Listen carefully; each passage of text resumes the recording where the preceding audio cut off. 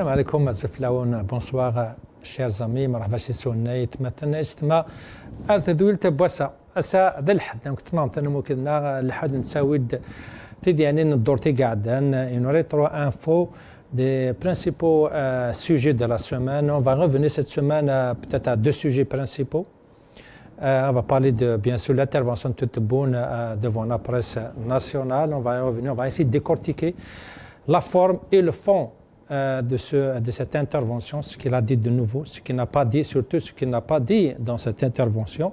Donc on va parler comme premier sujet cette déclaration, cette intervention de la presse. Et on va finir avec le deuxième sujet, puisqu'on parle beaucoup en Algérie de l'image de l'Algérie, puisque le pouvoir fait tout ce qu'il peut, comme il le dit, pour préserver cette image devant la scène internationale. On reviendra malheureusement à des sujets qui ont peut-être terni cette image. Un grand responsable de la sécurité militaire qui s'enfuit, avec la grande rumeur qui circule comme quoi il est en Espagne, d'après des sources espagnoles, des jeunes, des mineurs qui fuient le pays, des gens, des Algériens qui meurent dans un fleuve pollué, un pays frère, supposé frère, voisin, malien, qui nous accuse de dépasser, je peux dire, les lois internationales, qui accuse le pouvoir algérien de junte. Donc on va revenir à tout ça pour essayer de comprendre où est-ce qu'il est vraiment, est-ce que le pouvoir fait ce qu'il faut pour préserver cette image dont il parle beaucoup. Est-ce que c'est lui qui tient l'image ou, comme lui insiste, ces forces occultes, soit à l'intérieur, soit à l'extérieur, qui essayent de tenir l'image de l'Algérie par envie, par haine, par complotisme.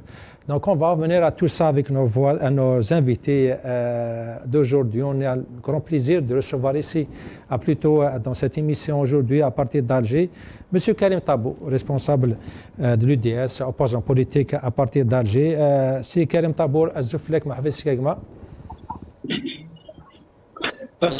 Merci في العرض الأول فميرسي في الويلتاجيني ديال أنا أظن قاعد الشوال وإن شاء الله أنا أجوي دي تفاهم اللي يقتسبوا. إن شاء الله كريم يعطيك الصحة مع عزيزنا التنمية الديمقراطية. Comme d'habitude, c'est Nasser Djoudi, notre ami Nasser Djoudi, journaliste, il est avec nous. C'est Nasser Zouflek, مرحبا سيكما. الزول سليم الزول في مثنى كريم طابوي قلاني كيدنا غنساكي سلام وإيمو حمد ولاد انت جو بونس كي كيدنا ديال الاستوديو الزول يوك وقاب يتنزهن يعني في ذول تبوساكي. Absolument, comme d'habitude. Donc Mohamed Hamzen Rahmoun, représentant de l'Éposse internationale lycée à Londres.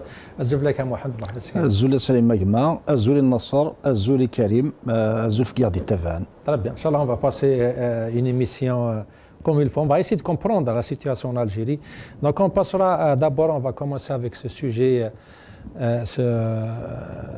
cette intervention du président de la République, M. Tebboune, devant la presse nationale.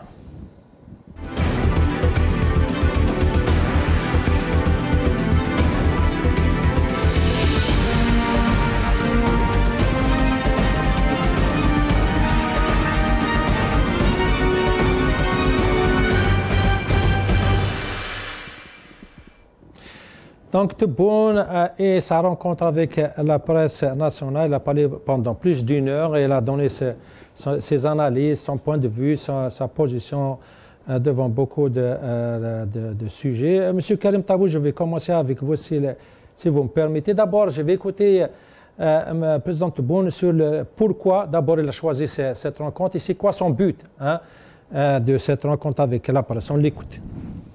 أتمنى إن شاء الله باش تكونوا همزة صلة بيني وبين المشاهدات والمشاهدين لتنويرهم بمستجدات ربما تعدي شهرين ولا. Très bien. Karim Tabou, M. Tebboune, il a bien précisé comme quoi cette rencontre pour essayer d'éclaircir l'opinion publique sur les 2 derniers mois. Donc, c'est vrai, les 2 derniers mois.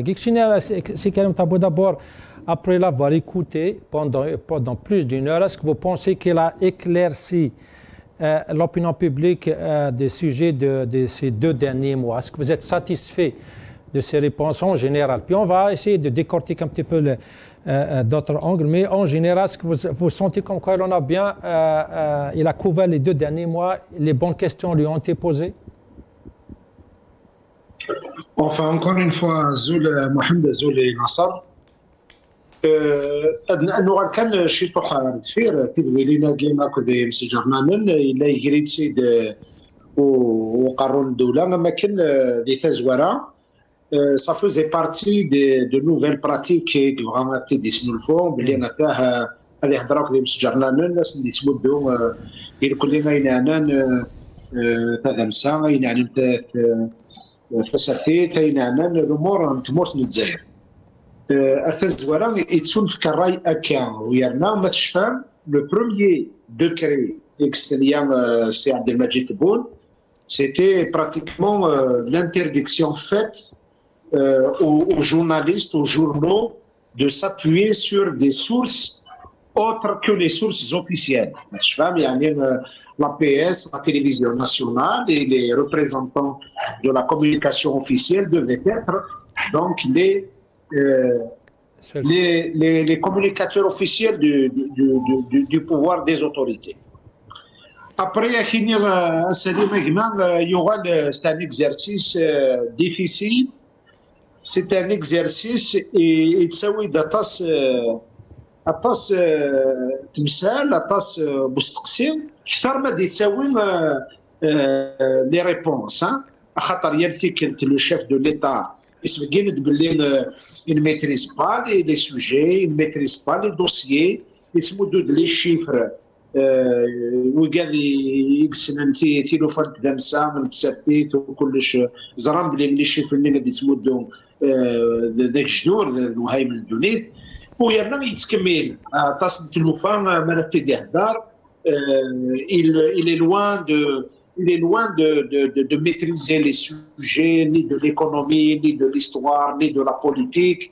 إلا كان un administrateur الحقيقة تيصير كل اللي ساعدات بستنير الكواغات un administrateur en étant wali, en étant ministre de l'habitat, etc.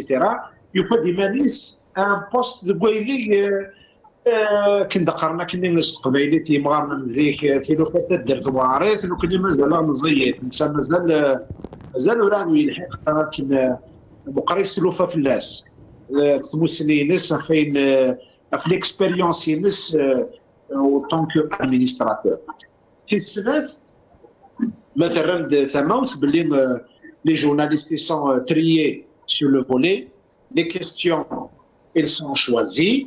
On n'est pas يعني ديت اللي مبوال ديت اللي مستقسم ديت اللي يمسجرنا مثلا كنا مساكين الهم ديال السنه في اليوني تخممنا في اليوني تسارون في اليوني يهضرن الحقنا ماشي كان نهضر الساكين إلا كنا كشوكوث بلي تسرقوا سير تسرقوا بالدين تسرقوا لا ديمقراطيه هذه زمنا روحنا اش تخرب تيرقاين. Donc les questions qui sont posées au chef de l'État, les journalistes qui sont là, c'est des journalistes qui sont choisis, des questions qui sont préparées d'avance. Malgré cela, eh ben voilà, il y a des erreurs, il y a des imprécisions, il y a des contre-vérités, il y a des choses qui sont imprécises. Il y a la non-maîtrise. شحال تيكوال اين عنان ثامور قرغره ولا شو غيليف الا وغيليف خاطر ديال المقام يشبه الوادين الا حيونا دي قارن سلايين يوزنان ولا سلايين تيدت اما انا غير عنان ثامور اللي الجزائر مغينس ثمور اللي الجزائر على برا اشي نرويه غرير في مين يلسك تمرد يهضر كاينين ديون قراضي فوالا الا عطي لوكازيون يوكلنا دي سوسما خاطر تا سوسمين سيكن فان خير الهضره ينس مراد يهضر يقرض تصل تلوفان والصحراء. طربيا قيم ممكن عليك ما ناصر جداد ادو غرق ما دابور شي مشكل اللي يتبون شو دي هضر اسكاني اسكي راهو ما يسيد كوفرير لي تام لي دو داني مواكيز هذا شالي شو قدران ذي الحراش شالي موتن الجزائريين المزينه كي قلنا كذا فلوكين المالي لا كريز فرنسا لا ترولاكين ان الجنسك Est-ce que c'est des questions qu'il fallait poser à Sinassar? Oui, bien sûr, c'est des questions très importantes. Amhidina Karim, même les journalistes ont été choisis, les questions ont été choisies. Mais j'aimerais profiter de la présence de Gmathna Karim Tabou, juste pour nous donner aussi son analyse, qui est très précieuse. C'est par rapport au contexte de cette entrevue. Le contexte de cette entrevue, comment Karim Tabou a vu donc cette entrevue qui est venue dans un contexte, bien sûr, où il y a la rumeur de la fuite de Nassar el-Djen, l'ancien donc patron des services secrets algériens. Ce qui s'est passé aussi au mois d'août, le drame du bus qui est tombé dans l'oued al-Harrach, qui a fait plus de 18 morts, Rabbi yarhamhum, des dizaines de blessés. Comment on peut analyser donc cette entrevue par rapport au contexte que je viens juste de citer, Gmathna Karim? Se rappeler également qu'à la tête des services de renseignement, où là, la DSI, la Direction de la Sécurité Intérieure, il y a eu changement à sa tête 5 fois pendant les 6 années de Tebboune. Quand même, cela prouve bien qu'il y a une vraie crise de gouvernance dans ce pays, parce qu'il n'y a aucun modèle dans le monde, il n'y a aucun pays dans le monde qui vit une telle situation. C'est-à-dire, lorsque vous changez la tête d'un service aussi sensible que le service des renseignements, le chef 5 fois en 6 ans, cela prouve bien qu'il y a une crise. Lorsque vous avez, au bout de 6 années, vous avez 4 premiers ministres et vous avez changé 6 fois le gouvernement, également cela prouve bien qu'il y a une crise. Lorsque vous voyez l'absence totale des instances censées être au devant de la scène politique, notamment le Parlement, le Sénat, les partis politiques, donc il y a vraiment une crise. Alors que la promesse faite, et comme d'ailleurs depuis 62, mais à chaque fois c'est la même promesse qui change de nom. On a bien donné la promesse de la démocratie, on a donné la promesse de la réconciliation, on a donné la promesse de l'Algérie nouvelle, mais au fait le pouvoir est en train de gérer la crise, il n'est pas en train de régler la crise. Il y a une différence entre la gestion d'une crise et la résolution d'une crise, la recherche des moyens de se sortir de la crise. Or, parce que le pouvoir, c'est lui-même la crise. Donc, il ne peut pas être lui-même à la fois la crise et la solution. Bien sûr, également, la nature du pouvoir algérien, il est très important également de le savoir. Toutes les institutions que je viens d'évoquer ne servent que d'aventure. Le vrai pouvoir des vrais décideurs, ils exercent le pouvoir en dehors de ce cadre institutionnel, en dehors de ces débats. Donc, on se retrouve avec des premiers ministres qui viennent, qui sont défaits, et on ne donne même pas les raisons, ni on sent l'obligation de rendre des comptes.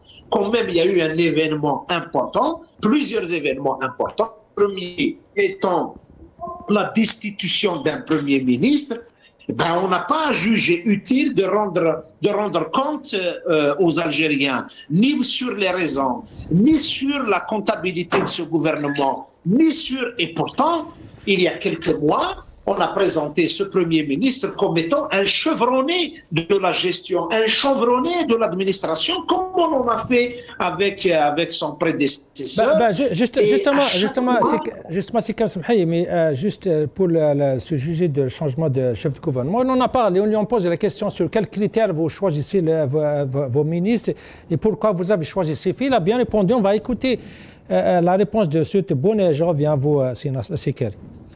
تعرفوا ما هي المعايير.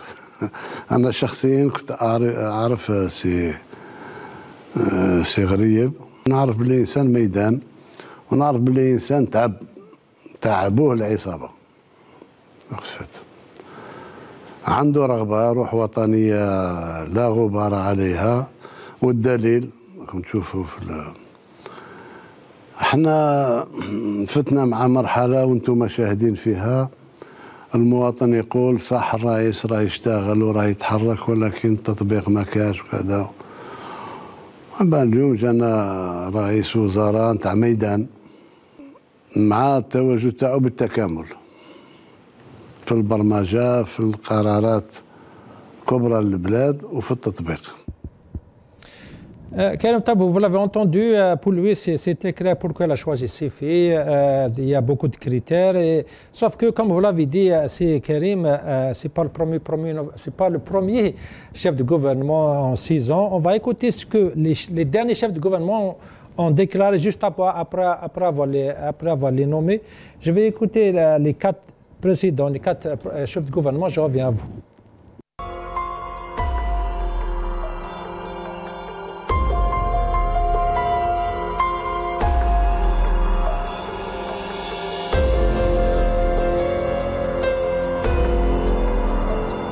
وأنا متأكد بأن ما يحتويه برنامج السيد الرئيس يمكننا من العمل في إطار المصلحة الوطنية العليا.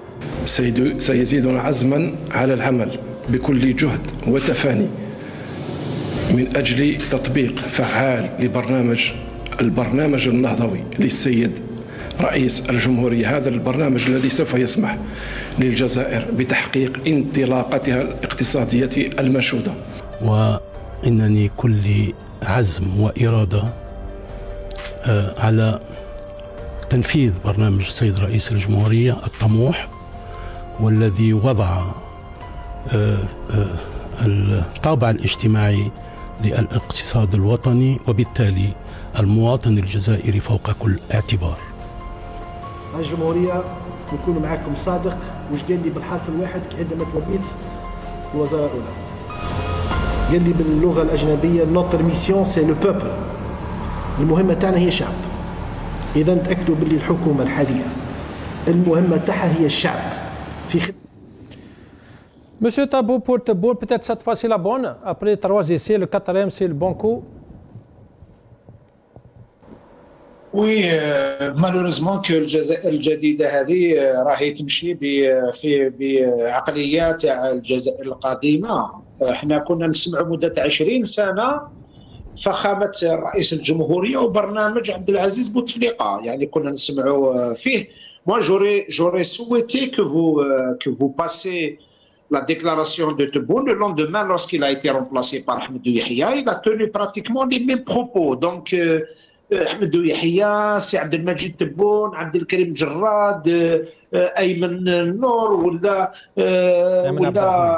غريب ولا tout ce personnel là. C'est vrai qu'une partie de ce personnel se sont improvisés hommes politiques, se versent dans le discours sur un terrain qu'ils ne connaissent pas. Ce sont des administrateurs, peut-être ils ont des compétences en matière de l'administration, mais les postes politiques, malheureusement, on est en train de voir qu'ils montrent leurs limites. Certains d'entre eux, peut-être dans leur vie, ils n'ont jamais pensé un jour qu'ils allaient occuper de tels postes dans l'État. À commencer par le chef de l'État, je pense jamais de sa vie il a pensé un jour être un chef d'État. Donc finalement, c'est la conséquence de la crise. C'est la superposition d'un certain nombre de facteurs qui peuvent conduire la gestion de la crise à la nomination des plus incompétents et qui peuvent tenir le même discours. Ils n'ont pas besoin d'inventer le discours. Le pouvoir n'a plus de discours. Le pouvoir n'invente plus de discours. Il suffit qu'il puise dans la terminologie de ses prédécesseurs, et puis puisqu'il considère que le peuple n'a pas droit de citer, puisque nos responsables ne jugent pas utile de rendre compte à la population, puisqu'ils considèrent que l'exercice du pouvoir n'obéit ni à la loi ni à des normes de gestion. Donc on voit très bien que sur le plan des chiffres, sur le plan de leurs annonces, eh bien, des fois ça fait rougir. Ça fait rougir les experts, ça fait rougir les gens honnêtes dans ce pays lorsqu'ils entendent des déclarations de nos responsables. Et ça pose un problème باسكو من ذاك المواطن يقول لك حتى لها انت راجع يكذب واحد على المستوى البلديه ولا على المستوى الادنى مستوى في المؤسسات. Ça passe d'une certaine manière. Mais lorsque vous êtes confronté à des déclarations de chefs d'État, de ministres, eh ben, je vous rappelle également, en plus de la Premier ministre, les 2 mois à Doma, ils ont été marqués par une déclaration grave d'un chef de parti qui a parlé de falsification des chiffres au sommet de l'État. Si vous interrogez Karim Tabou sur la falsification des chiffres, je vous dis le premier chiffre qui a été falsifié, c'est le résultat des élections lui-même. Nous sommes dans un pays où, dans une soirée, dans une seule nuit, le nombre de votants est passé de 5 millions à 11 millions. المعجزة الانتخابية في الجزائر راهي معروفة. Donc, mais lorsque c'est déclaré officiellement par un chef de parti en mettant en cause un ministre ou plusieurs ministres, et ce sont ces députés qui lui avaient transmis l'information, et il n'y a aucun responsable qui bouge, aucun procureur ne se saisit de l'affaire, la justice considère que c'est un non-événement, les journalistes ne trouvent pas quoi dire. C'est quand même c'est un pays à part. Même M. Karim Tabou, puisque vous parlez des chiffres, même un ministre actuel de ce gouvernement algérien, lui aussi, il a déclaré comme quoi on a des faux chiffres. On va l'écouter, Yassine Walid, mise à l'agriculture, sur le problème des chiffres. Je reviens à toi, Sekar. أظن أنه أهم شيء الذي يتفق عليه الجميع اليوم في قطاع الفلاحة وحتى خارج قطاع الفلاحة هو أن عندنا مشكل كبير مع الأرقام. اليوم عندنا مشكل كبير مع الأرقام. الأرقام على مستوى قطاع الفلاحة في بعض الأحيان لا تمت بصلة مع الحقيقة. بعض الأحيان الأرقام هذه هي أنصاف حقائق، وفي بعض الأحيان أنصاف حقائق أكثر من الأكاذيب. les vérités partielles sont pires que les mensonges. لا يمكن أننا نبني قرارات سليمة، لا يمكن أننا نتخذ قرارات سليمة إذا لم تكن مبنية على أرقام. Monsieur Karim, il a confirmé ce que l'autre chef de parti avait déclaré. C'est des déclarations très graves puisqu'il va mettre en doute tous les chiffres du gouvernement et tous les chiffres du président de la République. Là, il dit une chose qui est fausse. On n'a pas un problème avec les chiffres. On a un problème avec ceux qui manipulent les chiffres. C'est jamais un problème de chiffres. C'est un problème de responsables qui manipulent les chiffres. Donc, quand il s'agit de la responsabilité des personnes qui ont des postes dans l'État, eh ben, ils devront répondre devant les instances habilitées à les interroger. Que ce soit le Parlement, malheureusement, on sait très bien de quel Parlement nous parlons. Et puis, lorsqu'il s'agit des déclarations de cette... Bon, le chef de l'État lui-même est en train de dire, de répéter à chaque question qu'on lui pose sur la liberté d'expression, il parle sur le fait qu'on dit des mensonges, qu'on diffuse des... Mais il est bien devant une situation où il devait faire agir le سيف الحاد تاع العدالة كما قال وزير العدل. علاش السيف الحاد هذه تاع العدالة juste على الحراكيين، على les gens qui demandent la transparence، على les gens qui demandent le changement، qui demandent la démocratie. Mais حنا واحد كيما أنا je ne m'interroge plus sur ces sujets-là parce que je sais, lorsque le chef de l'État se donne le droit d'attribuer le titre « أنا نعرفو nationaliste ou نعرفو بلي بلا غبار عليه ». Mais vous êtes quoi pour attribuer le titre de nationaliste aux uns et de d'Akhel aux autres? Mais vous n'êtes rien, vous êtes un chef de l'État, ce sont les circonstances qui ont fait de vous le chef de l'État, d'un pouvoir qui s'est dressé contre la volonté du peuple algérien.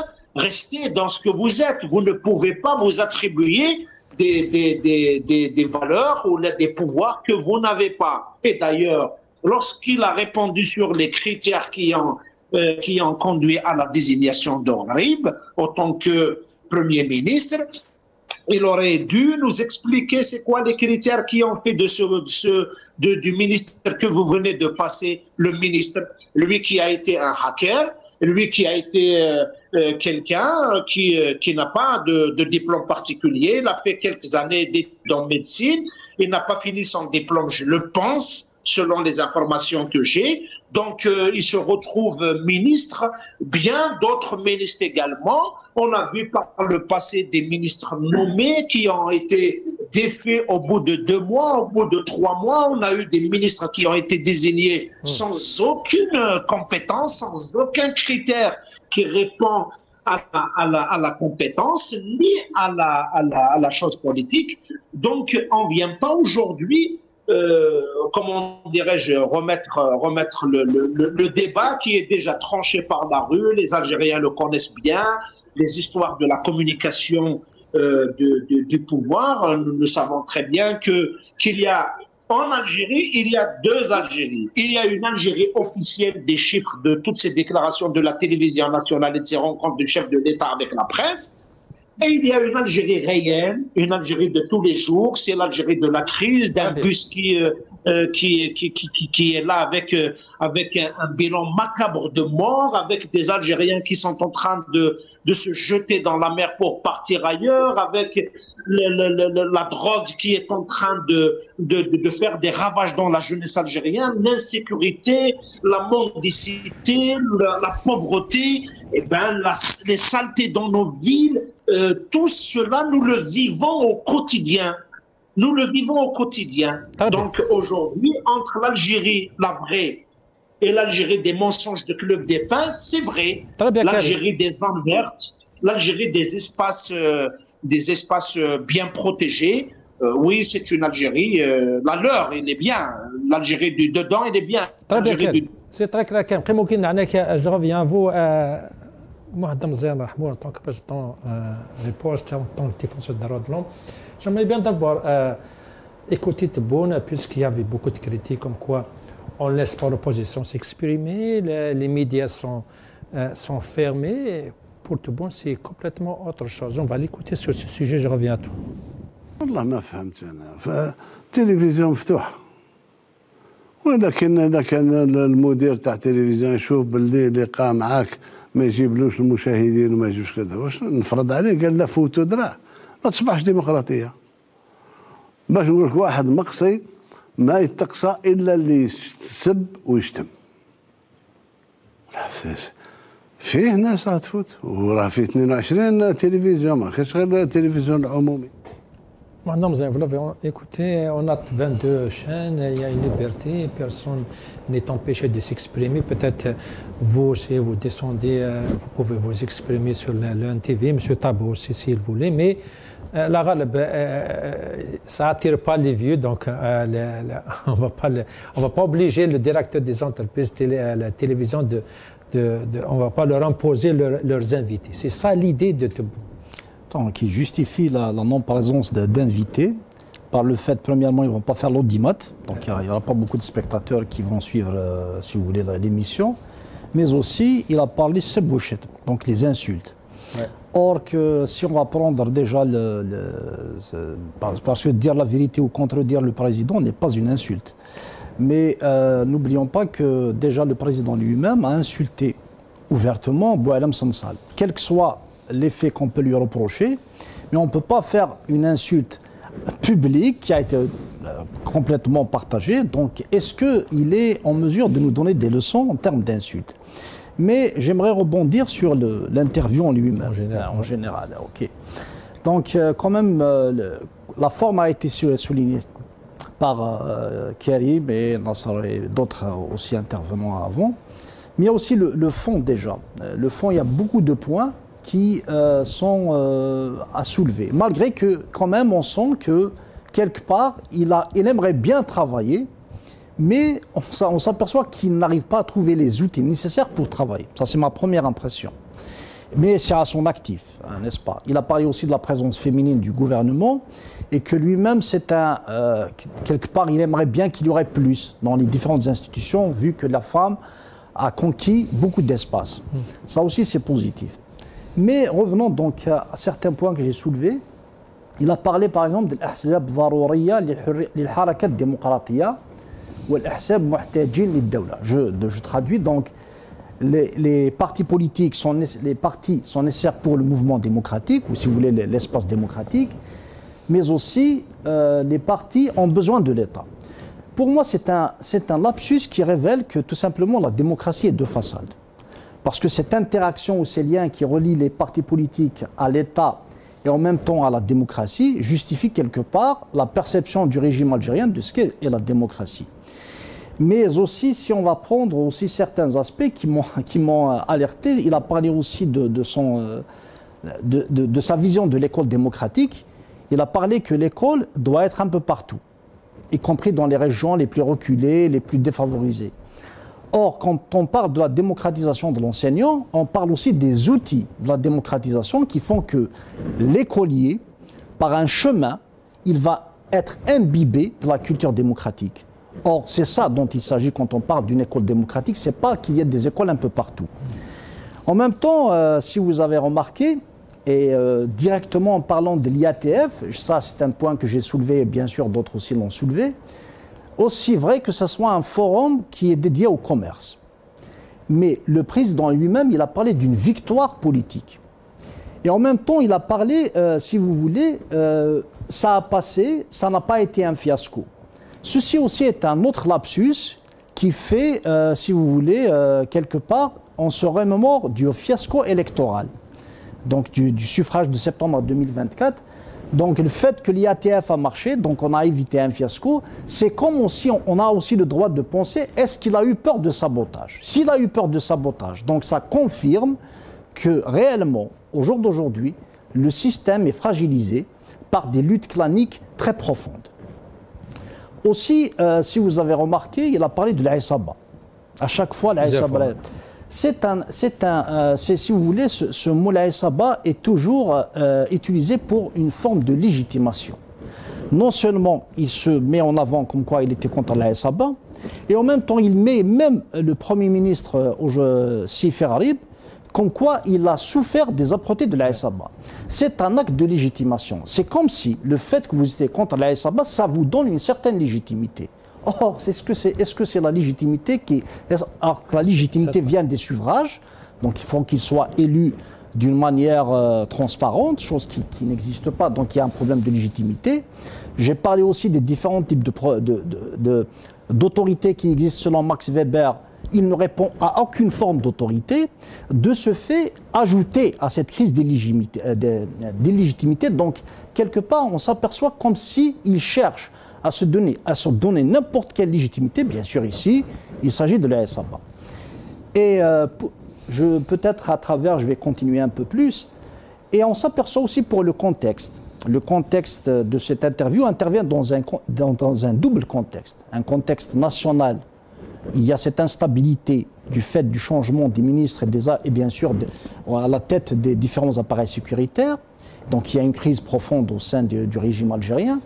Mais aussi c'est une instabilité politique qui pose la question de comment les hommes sont choisis aussi.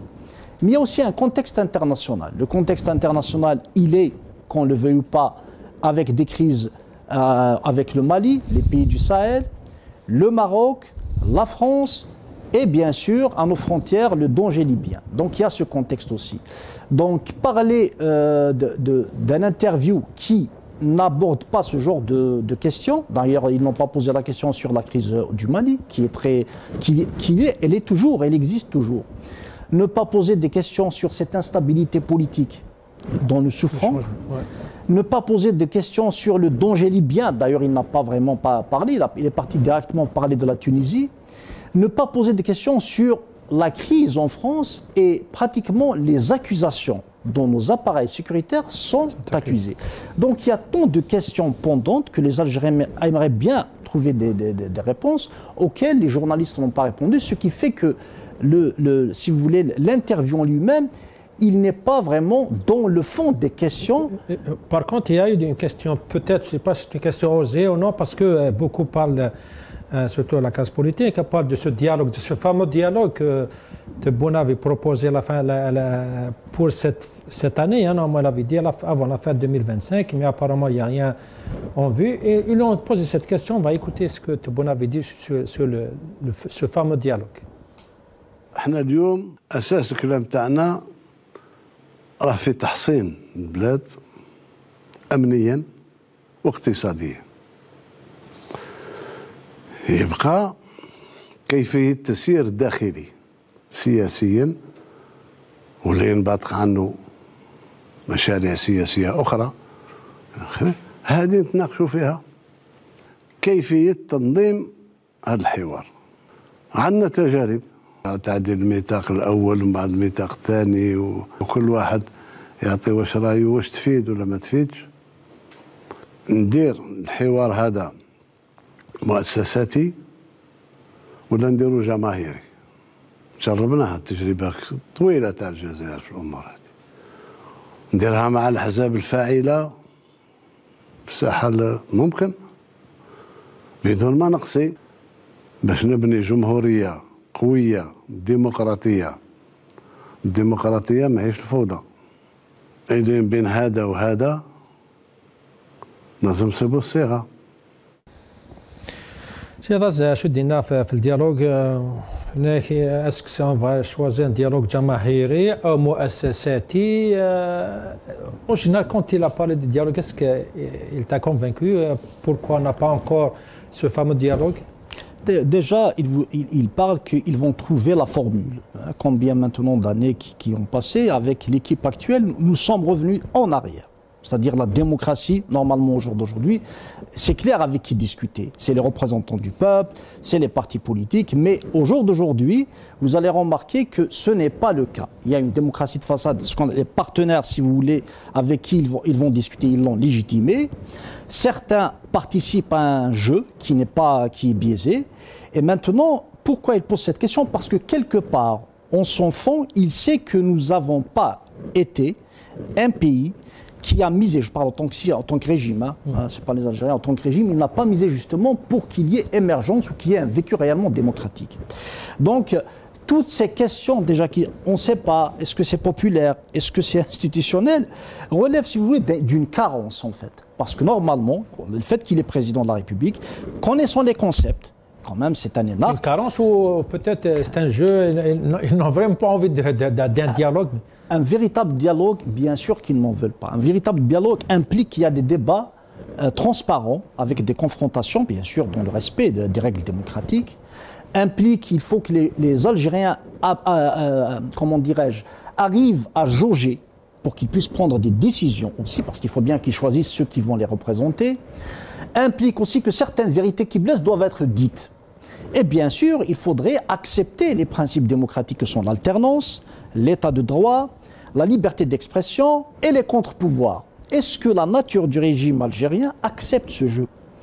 Vous allez vous apercevoir qu'on a beau analyser, la démocratie lui est antinomique. S'il y a un ennemi au régime algérien, c'est bien la démocratie. C'est-à-dire c'est le tuer, tout simplement. Donc il ne peut pas accepter, il ne peut qu'accepter qu'un jeu biaisé. Et c'est pour ça que si on prend la Constitution, elle donne au président le pouvoir d'un monarque. Quelque part, même si vous avez des parlementaires issus par, si vous voulez, les Algériens les veulent, pour des raisons ou pour une autre, ils les veulent. Le président, du fait de son pouvoir, le Parlement, pratiquement, il est impuissant. Or qu'en Algérie, le Parlement lui-même, il est biaisé. Regardez comment que la chose est faite. Vous allez prendre des wilayas surchargés en population, ils ne peuvent être représentés que deux. Des populations, je parle du Sénat, les populations les plus faibles, ils ne peuvent être représentés que deux. Ça a été fait, ils vont vous dire, selon les normes des pays tels que les États-Unis, il y a deux par... Ils vont donner des exemples d'expérience. Mais est-ce que ça reflète réellement la réalité algérienne? Et en même temps, quand on choisit un tiers des congressistes, tout simplement, le Sénat est dans votre poche. Encore, quant au Parlement, regardez les élections, comment qu'elles se font, les législatives. En plus, les Algériens ont acquis cette habitude qui est de boycotter. C'est un signe normalement politique fort qui veut dire tout simplement on ne veut pas de ce système, on ne veut pas de cette mode de gouvernance. Mais le fait que le président, au jour d'aujourd'hui, il se pose la question comment faire, c'est un aveu d'échec. Très bien. Très bien. Karim Tabou, d'abord, je reviens au sujet de la télévision, la participation des Algériens, c'est ouvert, il n'y a aucun empêchement que, par exemple, vous, M. Karim Tabou, en tant que responsable politique ou autre opposition, peuvent participer au débat sur l'UNTV, sur les 22 chaînes privées. Qu'est-ce que vous en pensez, c'est Karim? Est-ce que vous pouvez aller à l'UNTV et participer, répondre aux questions? Enfin, franchement, en faire des propos du chef de l'État un débat, c'est un exercice difficile, hein, parce que sur le plan de la quintessence du contenu de ces discours, c'est du vide. Donc, chercher à susciter un débat sur des choses qui relèvent de l'infrapolitique, franchement, hein, ça relève du non-politique, ça relève de tout sauf de la politique. Les déclarations du chef de l'État ne sont pas de nature à susciter des débats, puisque il dit des choses qui se passent dans sa tête à lui, peut-être, mais qui ne sont pas dans le des Algériens. Et puis, lorsqu'on évoque les histoires du dialogue, de ceci et de cela, on a oublié l'essentiel. Le dialogue avec les Algériens serait la restitution de leur liberté. Il suffit de laisser les Algériens disposer de leur liberté. Ben, le dialogue, il se déroule dans la société. La dynamique de la société, la démocratie en ambiance de débat, de vie. Lorsque l'université se sent libérée de tous les boulots policiers, lorsque les partis politiques seraient sur des bases de représentation, sur la base de programmes, d'idées, lorsque le champ démocratique est garanti, lorsque la justice protège les libertés, préserve les libertés des gens. On n'a pas besoin de faire une histoire de monologue répétitif, parti politique qui cite tout. Nous, on le sait, et c'est comme ces journalistes qui viennent interroger le président de la République. Ouais, officiellement, ce sont des journalistes. Mais vous savez très bien qu'il y a le bureau d'à côté qui trie les journalistes qui viennent, qui rédige les questions. Ils sont bien préparés à l'avance. Même avec ça, la préparation d'avance, la sélection d'avance, tout cela, et on n'arrive pas à faire de bonnes prestations, et on est toujours dans la gabegie, on est toujours dans l'imprécision, l'approximatif, on est dans des choses qui relèvent tout simplement, qui défient la science, qui défient les chiffres, qui défient les statistiques, qui défient la politique, qui défient tout. Donc, je pense que des fois, il faut éviter de se laisser entraîner par des mots sur des qui, finalement, la crise, c'est ça. Parce que lorsque dans un pays, il n'y a pas de projet, il n'y a pas de programme, il n'y a pas de vision, il n'y a pas de perspective, le chef de l'État n'est porteur de rien. Le chef de l'État, aujourd'hui, très clairement, il n'a pas encore trouvé une idée centrale qui lui permet de montrer qu'il a un projet. Pourtant, monsieur Karim Tabou, sur le sujet, ce fameux dialogue, il a suscité un peu des réactions même de l'opposition quand il avait déclaré la fin de l'année passée. Il y avait des partis qui ont commencé à poser des conditions, qui imaginaient comment ça peut être ce dialogue. Mais voilà, c'est la réponse de Tebboune. Pourquoi il n'y en a pas de dialogue? Finalement, il ne sait pas exactement comment on va faire ce dialogue. Moi, je suis partisan de l'exercice entier des libertés. Je suis convaincu que dans une démocratie, il faut des partis politiques, il faut une société civile libérée de tous les goulots. Je suis convaincu qu'il n'y a pas de démocratie sans les outils de la démocratie, à savoir la justice qui garantit les libertés, une presse indépendante, des partis politiques qui défendent des programmes et qui défendent leurs idées, leurs programmes, etc. Mais malheureusement, dans les conditions actuelles, tout ça n'existe pas. Tout ça n'existe pas. Sauf si vous voulez faire une espèce d'addition de sigles. Mais au fait, c'est les mêmes partis.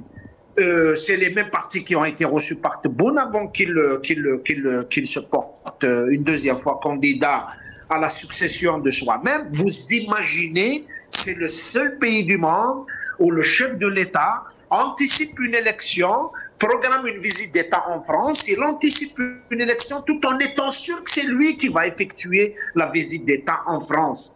Alors, et puis il a reçu autour de lui tous les partis politiques comme des élèves qui lui posent des questions et lui il répond et voilà le niveau de la classe politique. Mais comme si le pouvoir, par cet exercice, il veut nous remettre dans l'avant-Hirak. Comme si la dynamique du peuple qui a exigé le changement, le pouvoir veut couper cet épisode le plus sérieux, le plus honorable, le plus démocratique de l'histoire de ce pays, qui est le Hirak. Et bien, il veut le couper, le jette à la poubelle, et il veut encore remettre la perfusion aux partis politiques réduits aux logiques d'appareil, parce qu'au fait, Salim, il y a eu depuis 62 et surtout depuis les réformes politiques de 88 deux types de démocratie, entre guillemets, deux types de définition de la démocratie qui ont été posés. Il y a la démocratie que proclame le pouvoir, entre guillemets, c'est une démocratie d'appareil, c'est une démocratie de sigle, c'est une démocratie virtuelle, c'est une démocratie de façade. On est en train de dire que le gouvernement compte plus de femmes que dans tous les pays arabes. On est en train de dire que le Parlement algérien compte plus de femmes que la Norvège, que la Suède. On est en train de parler de 22 chaînes de télévision. C'est beaucoup mieux que les pays démocratiques. On est en train de parler de 65 journaux et c'est beaucoup mieux que les pays démocratiques. On a 50 partis, mais ils ont pour le seul directeur général, il est à Benaknoun. Donc, lorsque vous avez le PDG de tous ces sigles et de tous ces organes, il a un bureau et c'est lui qui décide de tout, eh bien, vous devez tout simplement faire l'économie de tout ça. Et voilà, nous sommes dans le parti unique, nous sommes dans la logique unique. Lorsque le chef de l'État lui-même, il se donne le droit d'attribuer qui est nationaliste, qui ne l'est pas. C'est quoi l'insulte et c'est quoi le débat démocratique? C'est quoi le dialogue et c'est quoi le non-dialogue? C'est quoi? Il décide de tout. Et ben voilà, on est dans la caricature. Vraiment, vous avez la meilleure image complète d'un pays. On parle de projets, on parle de programmes dont la absolue et qui s'accommode de la galerie des aires de jeu. En fait, le pouvoir, il veut créer des espaces de jeu à ceux qui veulent jouer. Il continue de dresser des barrières strictes à toute idée de changement, à toute idée de démocratisation véritable, à toute idée de comptabilité, de transparence. En même temps, il est là et il est en train de vendre des mirages. Il est en train de vendre des mirages et bien sûr, laisse-moi juste 2 secondes, bien sûr que ça intéresse tous ces partis politiques défaits par le Hirak, tous ces partis politiques qui n'avaient pas trouvé d'ancrage dans la société. Aujourd'hui, le pouvoir leur propose un ancrage dans les institutions. Et voilà le choix, malheureusement, auquel les partis politiques se sont livrés. Ils savent très bien, dans le contexte actuel, c'est le pouvoir qui donne. C'est le pouvoir qui donne les chiffres, c'est le pouvoir qui donne les sièges, c'est le pouvoir qui donne les agréments, c'est le pouvoir qui donne les autorisations. Or, dans la démocratie, c'est le peuple qui donne. C'est le peuple qui donne la légitimité, c'est le peuple qui donne la force, c'est le peuple qui donne la crédibilité. Et donc, la logique d'appareil, c'est un des blocages contre la vraie démocratie. Et je pense qu'il y a beaucoup d'acteurs qui jouent à cette logique d'appareil contre la dynamique démocratique véritable. Très bien. Nasser Djoudi الدغال عقيق ما خاطر يمكن نهضر في الجزائر يعني يوني صغير هذا الحال خاطر قناه دي فرانس راه ليماج اكس مرادي خماد ديسكور ما كين تبون ارفرا لي كومونتير ديفيرون بي ديفيرون ميليتون مش كي ناصر جودي مش كان سلي تبون باغ اكزومبل يعني دام ديال كان في الجي 20 الجي 20 سهل نروح على جوجل ديال فنوات لي مونبل الجي 20 20 فانن لي بيني même puisque l'Afrique du Sud elle va accueillir le sommet, ils ont même nommé les pays qui vont être invités comme observateurs. pour le moment l'Algérie ولا شي لا ليست ني كما اكسبليكي ولا كي سلايت بونا شي نفط مساتيكين جيفا دو غالا كاسيناس لحد الان شي مبرمجينه من نهايه السنه عندي سفر نتاع الجزائر سبعة عضو في الجيفان باش نحضروا في الجيفان وممكن المانيا ماهيش نهايه السنه بدايه السنه ان شاء الله. احنا الجزائر تمشي بسرعه دونك لازم الانسان يمشي مرتاح ما يمشيش على حساب الامور الداخليه ولا حساب Chers Manassa qui on est membre du G20, peut-être il va devenir membre du G20, on verra exactement شو دينا بولكن مي تولى لا بريس انترناسيونال ولا تولى لا رياكسيون كومام نوغا تصادصا اون سو دوموند كي سون سي كونسيي بورتون سي با اون ديريكت يعني سمعتي كوريجي اش ندير هذه المساله تاع كاسي ناصر بوركي دون با يفون با اتونسيون الوا وليدي قراك تسينا في سليم يعني الا دي كليرمون نحن سنكون عضو membre du G20. Membre du G20, c'est les 20 pays les plus riches au monde. Comment on peut prétendre être membre du G20? On est devenu la risée du monde à Salim. C'est Karim. Il n'y a plus de politique en Algérie. Depuis 2019, ils ont tout fait pour assassiner donc la politique. Ils ont tout fait pour qu'il y ait un verrouillage des médias, du champ politique aussi, des libertés. Et donc, il n'y a rien. C'est juste, on est en train de, à chaque fois, on entend un chef de l'État qui est dans un monologue qui répète les mêmes choses, alors que les Algériens vivent dans un quotidien qui est très difficile, sur tous les plans, qu'il soit économique, qu'il soit social. C'est Karim Inad, comment les Algériens vivent leur quotidien, mais le problème qui se pose, c'est qu'on continue donc à nier cette réalité, une réalité qui est très difficile sur tous les plans, non seulement sur le plan interne, mais aussi sur le plan extérieur. Jamais on a eu autant de problèmes avec d'autres pays. Jamais, depuis l'avènement d'Al-Majid Tebboune, des crises diplomatiques récurrentes avec des pays, des grands pays comme la France, l'Espagne, rupture diplomatique avec le Maroc, des problèmes avec les pays du Sahel. Et la liste, elle est en train de s'agrandir à Salim. Le problème, c'est que jusqu'à quand on va mentir aux Algériens? Jusqu'à quand on va continuer à gérer l'Algérie de cette façon? Et le danger, il est là, puisqu'il dit, lui, que l'Algérie est sur la bonne voie. Et c'est pourquoi elle est ciblée par certains partis qui redoutent l'autonomie qu'elle a réalisée et le rétablissement de ses rôles centraux au double plan régional et international. Les tentatives de sabotage émanant de l'intérieur. Toujours c'est le sabotage, alors qu'on est en train de voir qu'il n'y a pas de vision par rapport à cette Algérie nouvelle. Jamais on est arrivé à cette situation où l'État-nation est en danger, la cohésion populaire est en danger.